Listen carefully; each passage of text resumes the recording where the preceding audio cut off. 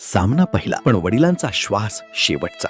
एका छोट्या गावात एक गरीब मुलगा राहत होता, ज्याचं फक्त एकच स्वप्न होतं, एक दिवस मोठा क्रिकेटर बनायचं. दररोज सकाळी तो तुटलेल्या बॅटने मैदानावर सराव करायचा. लोक त्याच्यावर हसायचे, अरे याच्याकडून काही होणार नाही. पण तो शांत राहायचा, कारण त्याच्या बाबांनी त्याला एक गोष्ट शिकवली होती, बाळा, मेहनत कधीच वाया जात नाही. वेळ पुढे गेला आणि एक दिवस त्याला मोठ्या टुर्नामेंटमध्ये खेळायची संधी मिळाली. संपूर्ण गाव टीव्हीवर सामना पाहत होतं, पण सामना सुरू होण्याच्या काही क्षण आधीच त्याच्या फोनवर एक बातमी आली. त्याचे बाबा आता या जगात नव्हते. सगळ्यांना वाटलं तो सामना सोडून जाईल, पण नाही. डोळ्यात अश्रू घेऊनही तो मैदानात उतरला, कारण त्याच्या मनात फक्त बाबांचं स्वप्न जिवंत होतं. आखरी चेंडू बाकी होता आणि टीमला जिंकण्यासाठी 6 रन हवे होते. संपूर्ण स्टेडियम शांत झालं होतं.